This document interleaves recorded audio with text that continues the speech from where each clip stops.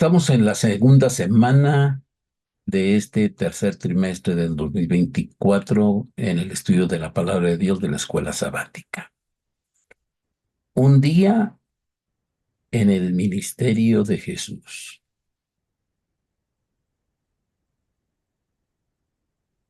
Cada evangelio o cada evangelista, cada uno de los que escribieron los evangelios, presenta el inicio del ministerio de Jesús de diferente manera. Cada uno realzando los elementos que quiere destacar de la vida de Cristo Jesús. Marcos inicia su evangelio con el llamado eh, al ministerio, a los discípulos, y empieza con una descripción de un sábado en Capernaum. Es decir, Marcos empieza con acciones, que es lo que él quiere destacar en todo su evangelio.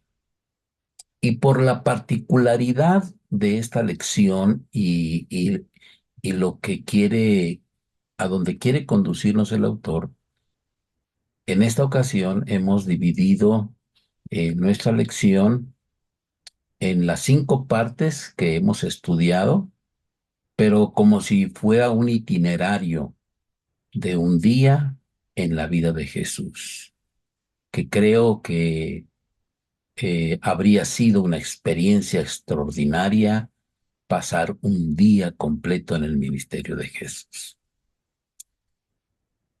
Ese sábado, las actividades empezaron 4 de la mañana. Eso es lo que yo me quiero imaginar. 4 de la mañana. A esas horas, Jesús se fue a orar solo. Se fue a orar solo. 4 de la mañana. Era muy temprano, muy de mañana. El sol todavía no salía. Y la vida de oración de Jesús no era una vida de oración como la que a veces hacemos nosotros, a la hora de comer, tomar los alimentos. No, era, era, era sentarse y era platicar con el Padre, recibir la retroalimentación, y para eso requería tiempo, estar solo y silencio. Según Marcos, la oración es el foco de la acción de Jesús. Claro que sí, ¿no? Interesantemente, en lo que estudiamos esta lección, la forma verbal de orar indica esto no como una acción ya hecha, terminada, sino como un proceso en curso. Es decir, estaba orando y seguía orando y continuaba orando. Jesús era una persona de oración y este parece ser uno de los secretos del poder de su ministerio. El ejemplo de Jesús es una invitación a salir del molde de nuestras oraciones, tanto en el horario, como en el lugar, como en el formato. Número 2, 7 de la mañana más o menos. Marcos no registra, como ya lo habíamos dicho anteriormente, no registra muchas de las palabras de Jesús, pero registra algunas cosas que los otros evangelios no registran. Las palabras de Jesús al llamado a los discípulos son muy significativas. ¿Por qué? Porque en su llamado hay 3 elementos importantes que hay que señalar para que hoy podamos entender cuando Dios llama a alguien a servirle. Su llamado es simple, dice el autor, es directo y es profético. Tres elementos muy importantes del llamado de Cristo Jesús. Por supuesto, Pedro, Andrés, Jacobo y Juan reciben el llamado e interesantemente dice el registro que dejándolo todo, lo siguieron. Aquí hay que tener cuidado. Algunos pretenden decir o querer entender que cuando dicen que dejaron todo, es decir, que en ese momento dejaron, tiraron todo, dejaron allí las redes y los otros dos muchachos dejaron allá a su padre solo y se fueron. No, hay que entenderlo correctamente y hay que estudiar y en tu clase tal vez pueda ser el momento para ello también. El llamado de Jesús tenía dos elementos esenciales. El llamado a seguirlo, porque no era un llamado nada más de ven, no era sígueme, era un llamado a seguir a Jesús. Y el otro elemento es uno de los tal vez más importantes del llamado, es la seguridad de transformación que Jesús les ofreció. A partir de ahora ya no serán pescadores, ahora serán pescadores de hombres. Un mundo de transformación la que Jesús hace cuando te llama. 9:30 de la mañana. Y puse 9:30 de la mañana porque, bueno, esa es la costumbre nuestra hoy, ¿no? Así es de que a las 9:30 de la mañana Jesús celebró el culto de adoración ahí en Capernaum. Fue al templo, fue a la sinagoga, se reunió como era su costumbre, dice otro de los evangelios, para estudiar y para compartir también de la palabra de su Padre. El culto, señala el autor de la lección, y es muy bueno para nosotros hoy, debe ser una experiencia inolvidable. Cada culto debe ser una experiencia inolvidable, pero también debe ser una experiencia transformadora, lo que ocurrió justamente ese sábado cuando Jesús estuvo allí en Capernaum. ¿Por qué? Porque su enseñanza, dice el registro, era con autoridad y no como la de los escribas, según el versículo 37 del capítulo 1. Por eso el culto debe tener sentido y significado, ¿no? Y tal vez este sea un llamado para todos los que predican en los púlpitos, un llamado a prepararse, un llamado a estudiar, a profundizar, para que el mensaje justamente tenga eso, la autoridad de Dios, y pueda ser un mensaje que transforme la mente y los corazones de los hombres. Este es un llamado tal vez especialmente para los pastores. Mientras Jesús enseña, un individuo comienza a hablar. Y claro, no era que estaba cuchicheando, era un hombre que tenía un problema serio. Y de este personaje, el registro de la lección menciona dos cosas que son importantes. Era un hombre endemoniado. En la clase sería bueno que tomaran un tiempo para hablar justamente de estas cosas y comentarlas a fin de dejar más claro el mensaje. Este es solamente un bosquejo, un resumen de la lección. Se destacan dos cosas de ese sábado en el culto. El demonio identifica a Jesús como el Hijo de Dios. Interesante, ¿no? Los fariseos no lo reconocían como el Hijo de Dios, pero los demonios sí. Y segundo asunto es que Jesús le ordena al demonio salir, pero también le ordena callar. A partir de aquí, el apóstol Marcos empieza a desarrollar el tema del llamado de Jesús a guardar silencio.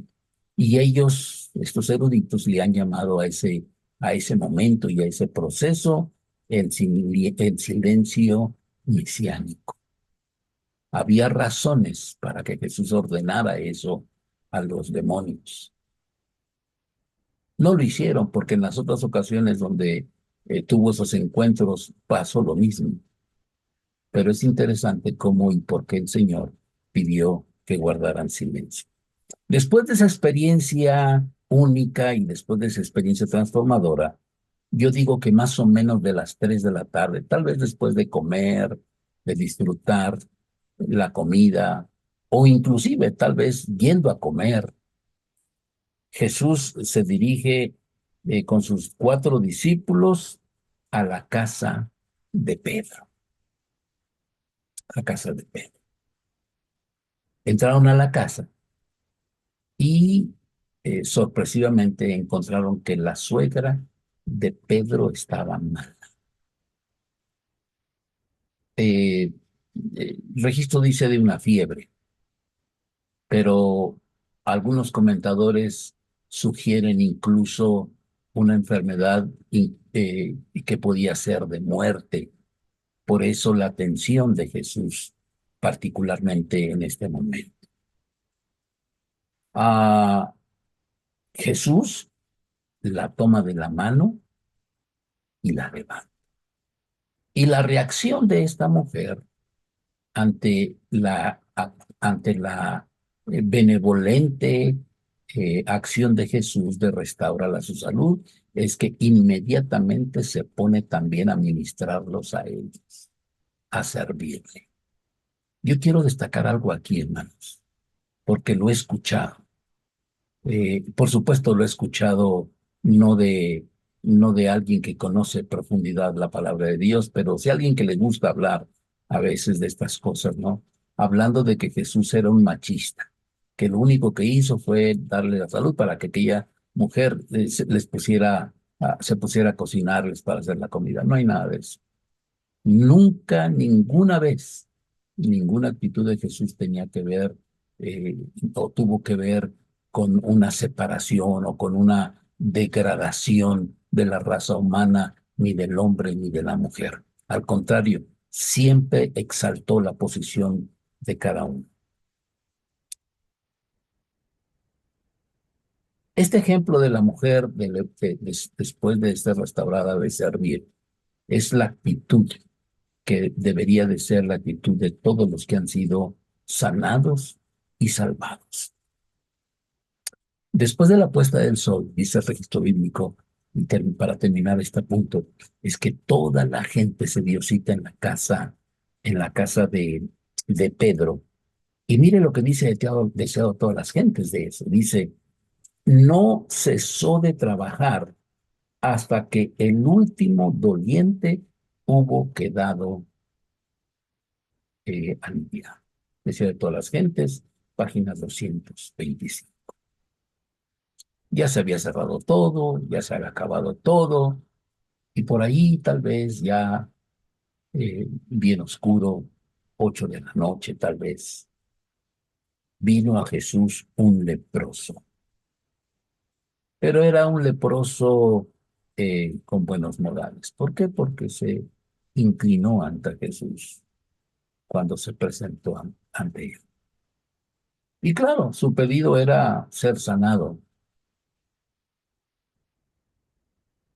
Muy buen comentario el que viene para que ustedes lo desarrollen en clase. Su pedido fue muy singular. Empezó diciéndole, si quieres. Hay algo de trasfondo ahí muy interesante para poder comentar en clase de ello. Ahora, esta historia de este sanamiento de este leproso rompe todos los protocolos que habían sido establecidos por las leyes judías respecto a este asunto en particular. Número 1, el leproso por ley no podía acercarse a la gente. Y ahí se acercó. Número 2, nadie lo podía tocar porque quedaba impuro ceremonialmente. Y Y aquí es muy interesante y tal vez yo haga el comentario, no sé si ustedes lo encontraron, un comentario que me parece muy revelador. Jesús lo tocó, pero no se contaminó. Yo me preguntaba, ¿por qué? ¿Cómo que lo tocó, pero no se contaminó? Estamos hablando de ceremonias. Pero un comentador me llamó la atención que dijo, lo tocó, pero cuando lo tocó, lo sanó. Es decir, nunca se contaminó Jesús. Muy interesante. Sería bueno para sus comentarios en clase. Y punto número 4 es que Jesús le ordena callar y presentarse al sacerdote siguiendo las enseñanzas de Moisés. Porque esto era muy importante para que la atención no se desviara con los sacerdotes hacia Jesús, sino ellos mismos pudieran resolver lo que a ellos les corresponde. Esta curación nos enseña cómo Jesús atendió a los marginados de la sociedad.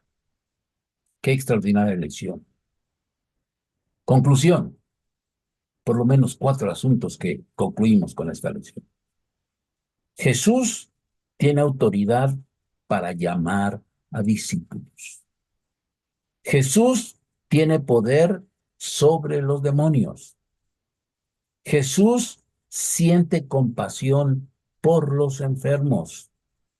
Y que no se nos olvide que la oración es la fuente de poder de Jesús, como lo puede ser también para ti y para mí. Querido maestro, que Dios te bendiga, que tu repaso en clase sea una bendición, que goces a presentar esos conceptos y que no solamente los conceptos, sino las enseñanzas prácticas para la vida de cada uno de tus alumnos pueda quedar impregnada en cada momento de tu repaso. Que Dios te bendiga, nos vemos la próxima semana.